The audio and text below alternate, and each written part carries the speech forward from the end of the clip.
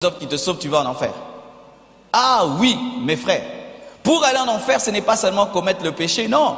Si tu changes de doctrine, le fondement de ta vie chrétienne, ce n'est plus l'œuvre de la croix, ça devient tes propres actions, tes propres œuvres. Comme la justice de l'homme est un habit souillé, tu n'iras pas au ciel, parce que même le grand Moïse ne peut aller au ciel par lui-même. Est-ce que vous comprenez ce que je dis? Alors je vais vous présenter quelques différences entre l'Ancien Testament et le Nouveau Testament qui vont vous aider et vous protéger contre les hérésies.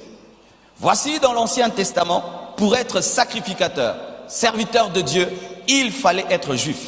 Si tu n'es pas juif, tu ne peux pas prétendre être un prophète, être un sacrificateur. Tu ne peux pas offrir des offrandes à Dieu pour le peuple. Tu ne peux pas servir Dieu dans un haut niveau. Pour être serviteur de Dieu, dans l'Ancien Testament, tu devais être juif, tu devais être fils d'Abraham.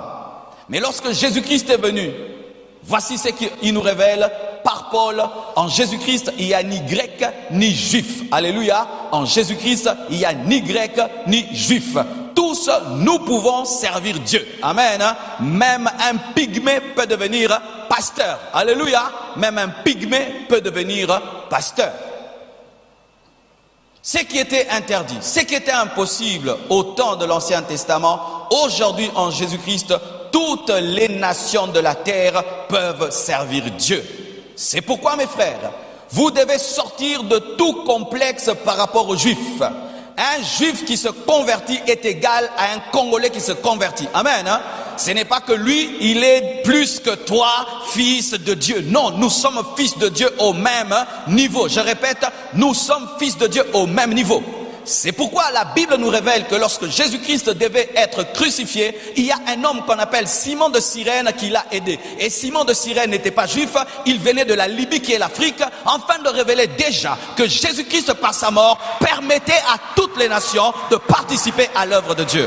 Oui, bien-aimé, c'est un Africain qui a aidé Jésus-Christ à transporter sa croix. Et lorsque Jésus-Christ a failli mourir, persécuté par Hérode, il a fui en Égypte, qui est l'Afrique, car Dieu voulait prophétiser qu'au travers de Jésus-Christ, toutes les nations de la terre allaient le servir. Dites Amen. Alors sortez de ce complexe de juifs. Bien aimé, l'onction n'est pas dans l'hébreu. Si tu prêches en français, l'autre en hébreu, c'est la même chose. Parce que maintenant, les chrétiens, bizarrement, commencent à tomber dans un complexe par rapport aux juifs, alors que nous sommes tous fils de Dieu. Et d'ailleurs, un juif qui n'a pas cru en Jésus-Christ ira en enfer. Alléluia, il ira en enfer. Frères et sœurs, vous devez être sûrs de votre salut et ne pas tomber dans des complexes d'infériorité par rapport aux juifs. À présent, je veux dire une autre chose. Il ne fallait pas seulement être juif, il fallait être de la tribu de Lévi et de la famille d'Aaron. C'était seulement les fils d'Aaron qui pouvaient prétendre à la sacrificature. Et seulement les fils de Lévi, d'une tribu particulière en Israël et d'une famille particulière pour être serviteur de Dieu. Mais aujourd'hui, tu as seulement besoin de la nouvelle naissance. Qui est né de nouveau? Tu peux servir Dieu. Qui est de nouveau? Tu peux servir Dieu. Frères et sœurs, s'il fallait être de la famille d'Aaron, aujourd'hui il faut se mettre de la famille de Dieu. Et la Bible nous dit, elle leur a donné le pouvoir de devenir enfant de Dieu. Si tu as la parole et l'esprit, tu es fils de Dieu et tu peux servir Dieu. Tu n'as pas besoin d'être d'une famille d'Aaron ou d'une famille de Lévi. Et cette sacrificature dans l'Ancien Testament allait de père en fils.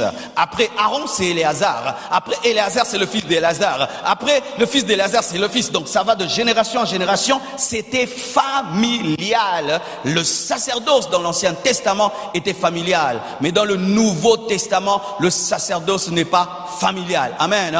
Mon fils ne servira pas Dieu parce qu'il est mon fils. Il servira Dieu parce que Dieu l'a appelé.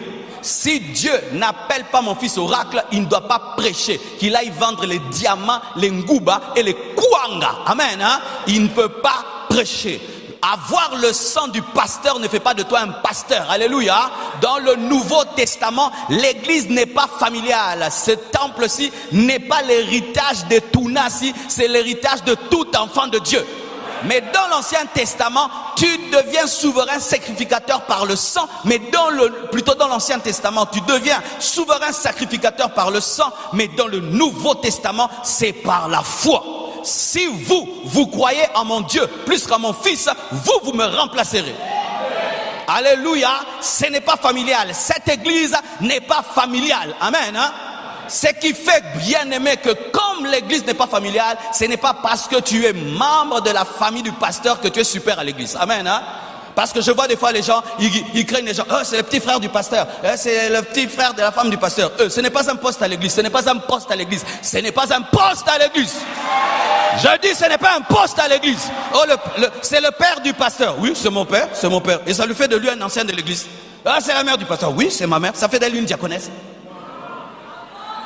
Donne-moi la main que je parle. Si pendant que je prêche, mon père arrive, il va s'asseoir où? Derrière. Si pendant que je prêche, ma mère arrive, elle va s'asseoir où? Derrière. Si pendant que je prêche, mon fils arrive, il va s'asseoir où? Derrière. Derrière. Bien-aimé, derrière. Et en des temps comme ceci, j'affirme ces choses, c'est ce que je crois. Et quiconque est de ma famille ici, mettez-vous à laquelle elle est, comme tout le monde.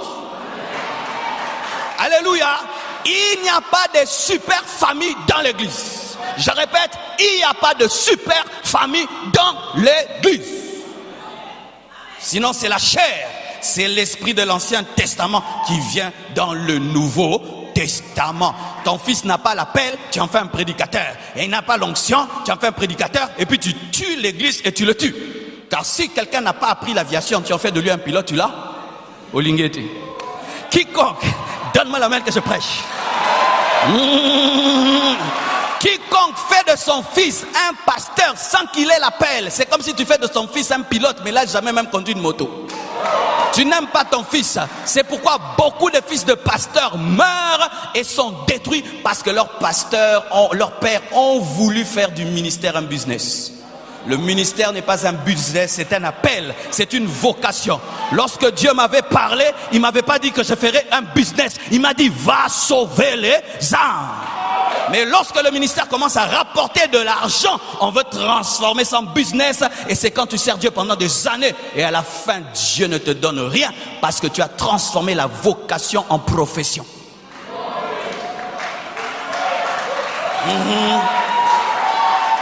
Vocation en profession. Vous êtes content cette partie-ci. Voici la face B. Donnez-moi la main.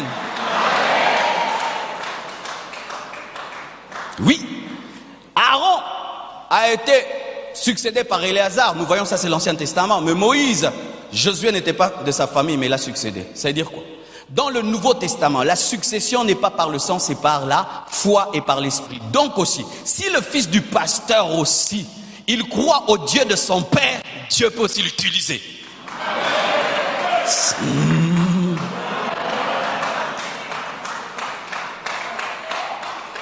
Le problème des églises, le voici.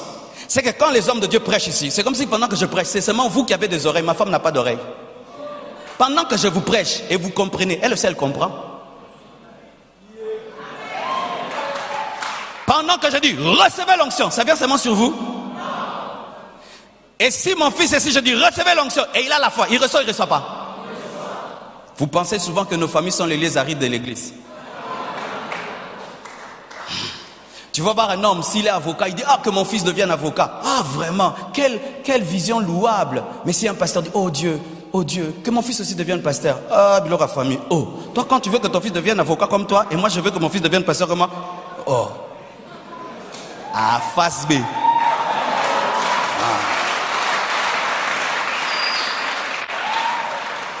Voici l'équilibre. Dans l'Ancien Testament, père en fils toujours. Mais dans le Nouveau Testament, Dieu peut remplacer le leader par un des fils spirituels, soit par son fils dans la chair, mais qui est devenu son fils spirituel. Et ce n'est pas à lui de décider, c'est à Dieu de décider. C'est à Dieu de décider. Je dis c'est à Dieu de décider. Et comment on peut savoir que c'est Josué qui a remplacé Moïse? C'est lorsqu'il n'a pas peur du Jourdain.